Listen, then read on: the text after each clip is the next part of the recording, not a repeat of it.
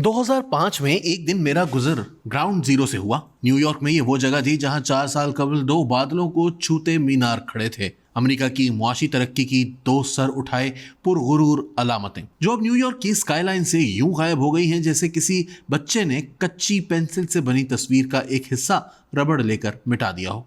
मलबे के ऊंचे नीचे ढेरों के करीब कुछ लोग हाथों में किताबचे, ब्रोशर और सीडियां लेकर खड़े थे और आते जाते को यूं तकसीम कर रहे थे जैसे किसी रेस्टोरेंट का मेन्यू बांट रहे हैं। मैंने एक रंगीन ब्रोशर खोलकर देखा तो इसमें तस्वीरों और चार्टों की मदद से वाज़ेह करने की कोशिश की गई थी कि कैसे 9/11 के वाकयात एक अजीम साजिश थे और इनके पीछे खुद अमेरिका का हाथ था। एक तरफ एक शख्स भोंपू थामे निहायत पुरजोश तकरीर कर रहा था जिसका लुब्बे लुबाब ये था कि हाईजैकर वाईजैकर कोई नहीं थे। ये सारा वाकया इनसाइड जॉब था और इसका मकसद अमेरिका का दुनिया में न्यू वर्ल्ड ऑर्डर नाफिज करना था। इसके कुछ महीनों बाद वॉशिंगटन में एक घर में दावत के मौके पर मेहमानों को एक डीवीडी दिखाई गई जिसमें यह साबित करने की सरतोड़ कोशिश की गई थी कि इसराइली खुफिया एजेंसी मोसाद की कारस्तानी है जिसने मुसलमानों पर इल्जाम धरने की कोशिश की है। बाद में पता चला कि इन किताबचों और डीवीडीज के अलावा दर्जनों किताबें लिखी गई हैं।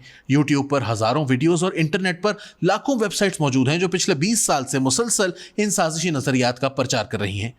बज़ाहिर तो ऐसा होना चाहिए था कि वक्त गुजरने के साथ साथ इन साजिशी नजरियात की शिद्दत में कमी आ जाती, लेकिन ऐसा हुआ नहीं और सोशल मीडिया के आने के बाद उल्टा इन नजरियात में इजाफा हुआ है। इस सिलसिले में बहुत से शवाहिद पेश किए जाते हैं और साबित करने की कोशिश की जाती है कि इस वाकये के पीछे कोई बहुत बड़ी साजिश थी। अमेरिकी हुकूमत ने एक 2 जमाती कमीशन बनाया जिसमें दूसरे अमले के अलावा 5 डेमोक्रेट और 5 रिपब्लिकन अरकान कांग्रेस शामिल थे। इस कमीशन को गैर मामूली इख्तियारात हासिल थे और इससे कानूनी तौर पर अमेरिकी खुफिया इदारों, कानून नाफिज करने वाले इदारों, सरकारी महकमों, सरकारी और गैर सरकारी माहिरीन तक गैर महदूद रसाई हासिल थी। इसने 20 माह की मुद्दत में 25 लाख कागजात पर मबनी दस्तावेजात का जायजा लिया, 1200 से जायद लोगों से पूछगछ की। इसके अलावा मुतादिद अमरीकी महकमों, यूनिवर्सिटीज़ और दूसरे माहिरीन ने इस मौजू पर रिपोर्ट्स जारी की। हम इन मुस्तनद ज़राए से इस्तेफादा करते हुए ये देखने की कोशिश करेंगे कि इन साजिशी नज़रियात में कितना दम है। 4 ऐसे पायलट जिन्होंने कभी जिंदगी में कमर्शियल जेट नहीं उड़ाया, वो कैसे इतनी महारत से इंतहाई पेचीदा कमर्शियल जेट जहाज चला सके जो सैकड़ों मील बिल्कुल दुरुस्त हदफ तक पहुंच जाए। इसका जवाब यह है कि हर जहाज को अगवा करने वाले हाईजैकर्स की टीम में एक पायलट मौजूद था। वर्ल्ड ट्रेड टावर नॉर्थ से टकराने वाले जहाज को मोहम्मद अता और साउथ टावर से टकराने वाले जहाज को मरवानुल शाही चला रहे थे। दोनों के पास कमर्शियल पायलट्स का लाइसेंस था। सबसे तरबियत याफ्ता पायलट हानी हंजोर थे जिनके जिम्मे सबसे मुश्किल काम यानी पेंटागन से जहाज टकराना था। इनके पास कमर्शियल और प्राइवेट दोनों लाइसेंस थे। सबसे कम तरबियत याफ्ता पायलट ज़ियाद जर्राह थे जिनके पास सिर्फ प्राइवेट लाइसेंस था। वो फ्लाइट 93 पर थे जो पेंसिल्वेनिया के खेतों में गिरकर तबाह हो गई। दूसरी अहम बात यह है कि पायलट के लिए सबसे मुश्किल काम जहाज को रनवे से ऊपर उठाना और इसे लैंड करवाना होता है। फिजा में जहाज को मोड़ना या ऊपर नीचे करना कोई मुश्किल काम नहीं। जहां तक दुरुस्त हदफ तक पहुंचने की बात है तो हर जहाज में GPS मौजूद होता है। सिर्फ किसी मकाम के कोऑर्डिनेट दे दिए जाएं तो जहाज खुद ब खुद उड़कर उस जगह तक पहुंच जाता है। 9/11 के दिन भी पायलट्स ने ऑटोमेटिक सिस्टम के जरिए जहाजों को हदफ के करीब पहुंचाया और बिल्कुल करीब जाकर मैनुअल कंट्रोल संभाला और देखकर जहाजों को टकरा दिया। कहा जाता है कि अमेरिका के पास आवाज से दुगनी रफ्तार से सफर करने वाले जंगी जहाज मौजूद हैं जो मिनटों में कहीं भी पहुंच सकते हैं और किसी भी जहाज को रॉकेट मारकर गिरा सकते हैं जिनके बारे में शुबा हो कि वो किसी अहम इमारत को निशाना बनाने वाले हैं। दरअसल मेनलैंड अमेरिका पर इससे पहले तारीख में कभी फिजाई हमला नहीं हुआ था, इसलिए अमेरिकी जंगी मशीनरी इसके लिए बिल्कुल तैयार नहीं थी। 11 सितंबर को पूरे अमेरिका में सिर्फ 14 जंगी तैयारे उड़ान भरने के लिए तैयार थे, लेकिन इन्हें भी कोई अंदाजा नहीं था कि इस किस्म की गैर मामूली सूरत हाल से कैसे निपटा जाए। दूसरी तरफ हाईजैकर्स ने कंट्रोल संभालने के बाद पहला काम यह किया कि जहाजों के ट्रांसपॉन्डर यानी ट्रैकर बंद कर दिए जिनकी वजह से इनका सुराग लगाना इंतहाई मुश्किल हो गया। फिर 11 सितंबर की सुबह अमेरिकी फिजा में 4500 तैयारे उड़ रहे थे। इनमें से 4 जहाजों का पता चलाना भूसे के ढेर में से सुई ढूंढने से ज्यादा मुश्किल काम था। मजीद ये कि किसी भी लड़ाका तैयारे के पायलट को ये इख्तियार नहीं होता कि वो मुसाफिरों से भरे किसी जहाज को मार गिराए। इसका हतमी फैसला अमरीकी सदर जॉर्ज बुश ने दिन के 10:20 पर किया, मगर इस वक्त तक आखिरी जहाज को गिरे हुए 17 मिनट हो चुके थे। सदर बुश ने भी ये फैसला इस गैर मामूली हंगामी सूरत में किया कि अमरीका पर हमला हो गया है। ये साजिशी नजरिया भी बहुत आम है। दावा किया जाता है कि जेट जहाज का ईंधन 1200 डिग्री सेल्सियस पर जलता है, जबकि दोनों टावर्स में जो स्टील इस्तेमाल हुआ है इसके पिघलाव का दर्जा 1500 डिग्री होता है। इसलिए मुमकिन नहीं कि स्टील पिघल सके जिसकी वजह से टावर गिर जाए। आपने अगर मक्खन को तवे पर गर्म किया हो तो मुशाहिदा किया होगा कि मुकम्मल तौर पर पिघलने से बहुत पहले मक्खन की टिकिया अपना ठोसपन और सख्ती खो देती है। यही हाल स्टील का है। इसके लिए सख्ती और मजबूती खोने के लिए पूरे 1500 डिग्री की जरूरत नहीं। माहिरीन के मुताबिक 1000 डिग्री पर स्टील की 90% मजबूती खत्म हो जाती है। जब पहला जहाज टावर से टकराया तो इसकी रफ्तार 700 किलोमीटर फी घंटा थी। इसने इमारत की 6 मंजिलों में छेद कर दिए। दूसरा जहाज टेढ़ा होकर 840 किलोमीटर की रफ्तार से टकराया, जिससे 8 मंजिलें तहस नहस हो गई। इस वक्त टावर से टकराने वाले हर जहाज में तकरीबन 37,000 लीटर ईंधन मौजूद था।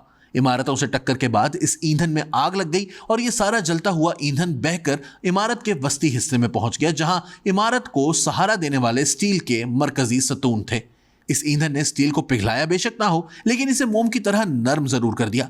फिर तबाहशुदा मंजिलों की वजह से ऊपर से इमारत का बेपनाह बोझ बढ़ता चला गया और रफ्ता रफ्ता पूरा ढांचा जमीन बोस हो गया।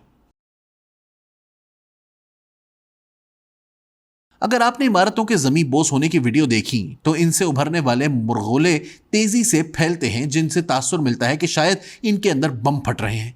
हकीकत यह है कि कोई भी इमारत ज्यादातर छोटे बड़े कमरों पर मुश्तमिल होती है जिसमें हवा भरी होती है।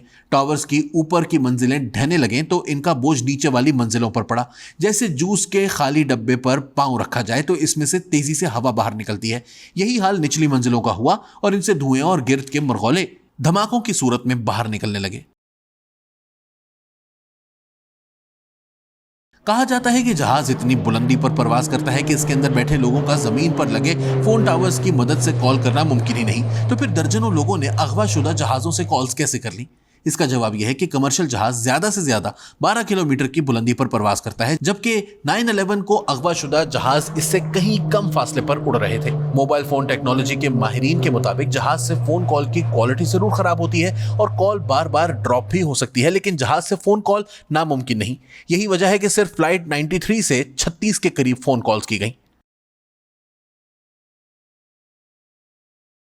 यह खबर सबसे पहले 18 सितंबर को एक लबनानी टीवी चैनल अल मनार ने नशर की थी कि 9/11 के पीछे दरअसल इसराइल का हाथ था, जिसने वर्ल्ड ट्रेड सेंटर में काम करने वाले 4000 यहूदियों को पहले से खबरदार कर दिया था कि वो 11 सितंबर को छुट्टी कर लें। अल मनार ने कोई हवाला, कोई सबूत या दलील के बगैर यह खबर नशर की थी, लेकिन यह खबर जंगल की आग की तरह फैली और बहुत से लोग आज तक इस पर यकीन रखते हैं। बल्कि इस वाक़े के 9 साल बाद साबिक ईरानी सदर अहमदी नजाद ने भी यही बात दोहराई। अमेरिका में शहरियों का मजहबी रिकॉर्ड नहीं रखा जाता। अलबत्ता ट्रेड सेंटर में काम करने वाली एक कंपनी कैंटर फिट्जजेरल्ड ने अपने हलाक होने वाले 390 मुलाजिमों की मातमी सर्विस मुनक्किद की, जिनमें से 49 यहूदी थे।